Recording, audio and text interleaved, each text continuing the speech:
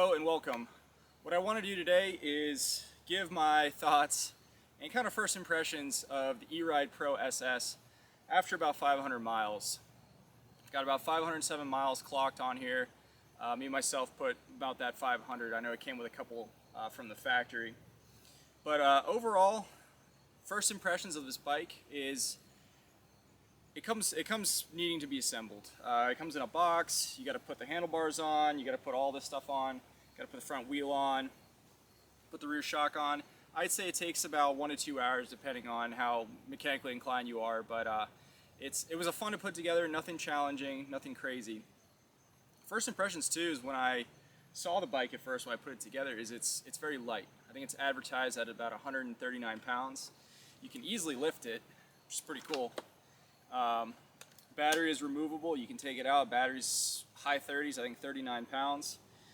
You can swap it out. You can take it out. So if you do need to lift this thing over something and it's a little too heavy, you can just take the battery out, and this thing weighs about 100 pounds. So that's pretty awesome. Overall, it looks to be well made. The construction is, I believe it's cast aluminum. It looks like cast aluminum. It might be forged, but my guess is it's definitely aluminum, and I think it's cast. It's multiple pieces for the main frame, welded here at the top, and then it goes to the fork. Quality looks pretty good. I'll get into some of the stuff I had issues with, probably the main issue I want to focus on, but I'll get to that here in a little bit. But overall, construction's good. I think the biggest thing I've seen with wear are the tires, especially the rear tires. I am down to pretty much the end. It's fine for road, but out here on the trails, on the sand, it does tend to slip a little bit. So first ride, this thing, what I didn't know, Reddit had to help me a little bit too, is from the factory, this is a 2024 model, it comes with a 20 mile/hour jumper. And there is a connector right here. I'm gonna try to pull it out. There's a connector right here, a white connector that has a jumper. It's just a loop jumper, and it limits this bike to 20 miles an hour, and it keeps the acceleration pretty mild. And I think the reason they do that is to keep it for new riders, so they're not going to fly off of it. But otherwise, it has two settings. It's got a eco mode and a sport mode.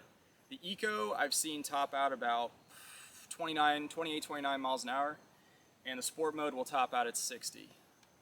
It also has a turbo mode, which is like sport on steroids. It'll get you up to 60 miles an hour very quickly, and the acceleration is awesome.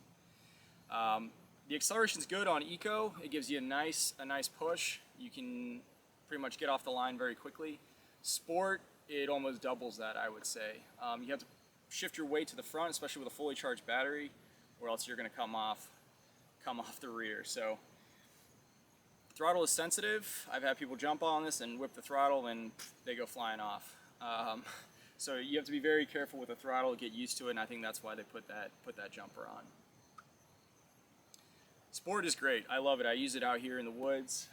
It's got plenty of torque for being on dirt or on sand in the woods. Flying through the woods, you can go 30 plus miles an hour depending on the terrain, and it does feel like you're on a speeder bike on the moon of Endor flying around. It's an absolute blast, and it's silent. It's relatively silent. Some of the noise that you'll hear is really chain noise, a little bit of motor noise. But that's about it. It's actually louder on road with these wheels and these tires hitting the pavement. You'll hear it a little more. So moving on to battery life. Battery life, I have about 12, 13, maybe 14 charges so far on this battery. Out here, I'll average about 25, 30 miles an hour on the road. And I see about 40 miles per charge on this battery. Now, if you're accelerating very quickly, it'll deplete that life quicker and quicker. If you're going slow, I've done probably 60 miles on one charge, just kind of going really slow, 15 miles an hour, 20 miles an hour on terrain. So I'd say on average, depending on your riding style, it can vary, but I've seen about 40 miles on average is what I'll get out of the charge. And it's not bad. The performance of the battery is pretty good.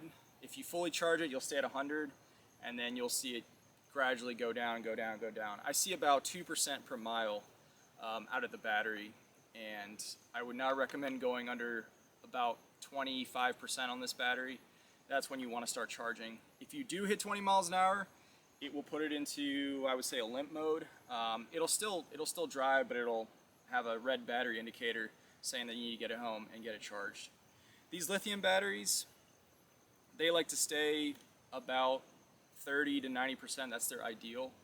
So if you want to charge it, you don't have to necessarily wait till 100%. It's kind of diminishing returns. That last 10% is going to take you a while to get up to that fully charged. So 30 to 90% is your ideal, keeping this charged around there. Charging times, I see about 2 hours for that 30 to 90, and about 3.5 if I'm at 30 and I want to go all the way to 100%. Just let the charger do its thing.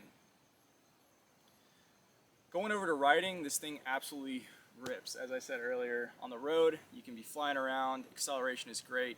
I don't have a lot of experience with dirt bikes or motorcycles. This is actually the first e-bike or e-moto that I have driven and owned, and it is a different experience. It almost feels like a bicycle. It's very light. It's very nimble. Through these woods, if you can walk it, you can drive it, and it's silent. It's honestly pretty neat.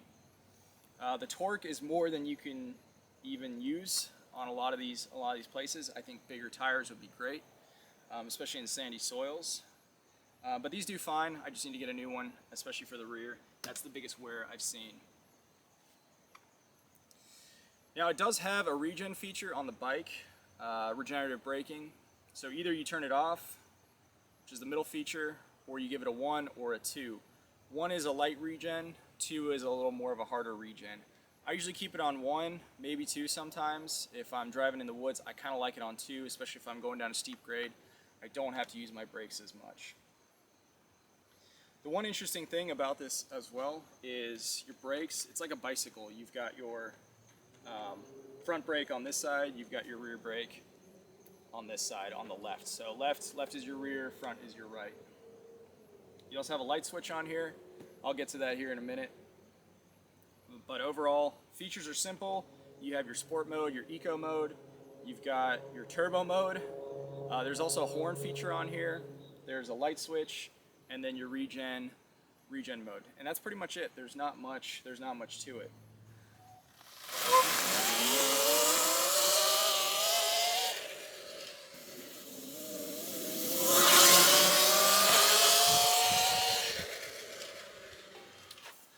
Alright, some of the considerations I've had driving this thing is get used to the terrain.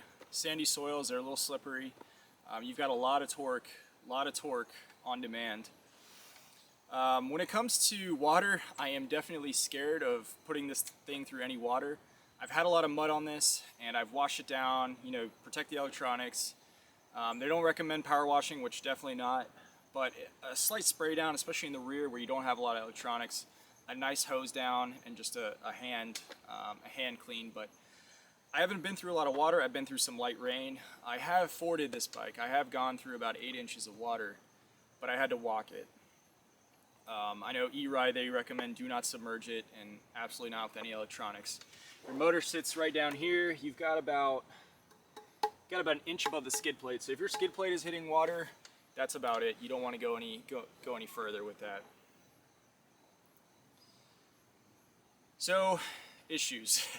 So around 375 miles, I had my rear subframe break. It cracked in half.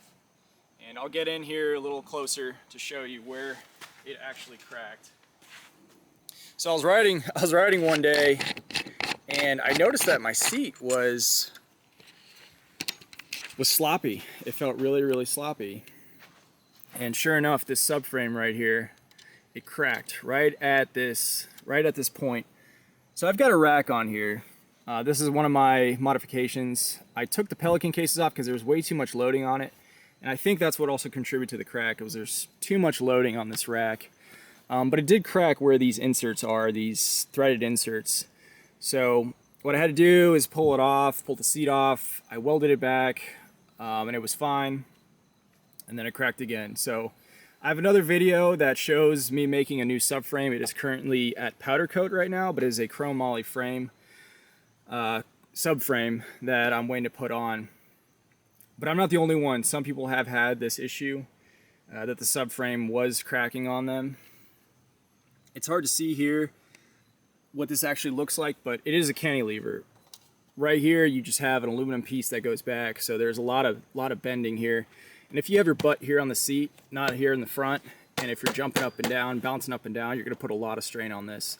And that's ultimately what cracked it, I think, plus this carrier on the back, which I do have flexible turn signals. That's one of my modifications. Is I like safety features like that.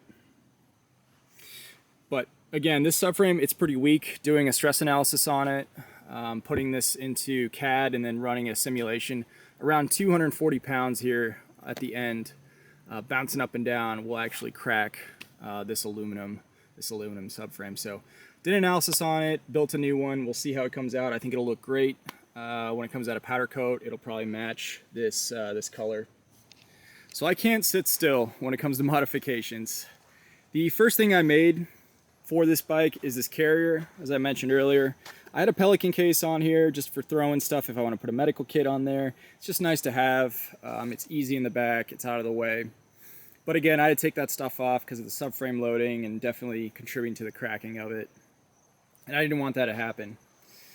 Next thing I put on here, just a little pouch, little admin pouch.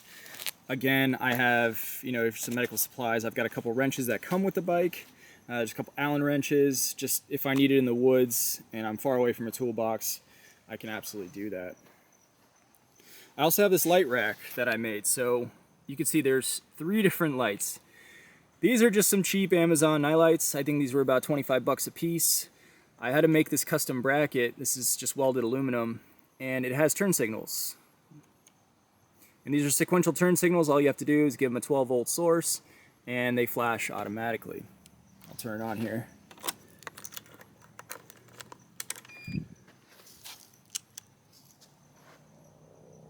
And that's what it looks like. And I'm just controlling it off the power source for the headlights. It's a 12-volt source. And I just have this cheap $25 Amazon controller with the right signal, left signal, cancel, and then I have hazards as well. And it's wired to the back. So it's a nice feature. It's a nice thing to have. And the headlights. So the reason I went with these 2 headlights was I didn't have enough room with that singular headlight, and I wanted to be able to angle these lights, especially in the woods. It's kind of nice to have some flood. And again, I used that 12-volt source. I put some connectors in there, cleaned it up, made it nice, made a whole nother wiring harness that runs down through the frame to the rear, some Deutsch connectors. Everything's made out of Deutsch connectors. It's tapped in to that 12-volt source using a connector, so there's no cutting, none of that into the wiring harness. And that's what I wanted to do. The other thing I made, and this is actually something Fast Frontier is working on. I decided to make my own little version. I think their product is great. It hasn't been released yet, but it is a blackout kit for your screen. Again, I'm not selling this. This is just for my use. I'm not trying to step on what Fast Frontier is doing. I got the idea from them, redesigned it a little bit. What I did here is, for night vision driving, you're able to see your battery, close it if you don't want to see it, and then it's lockable.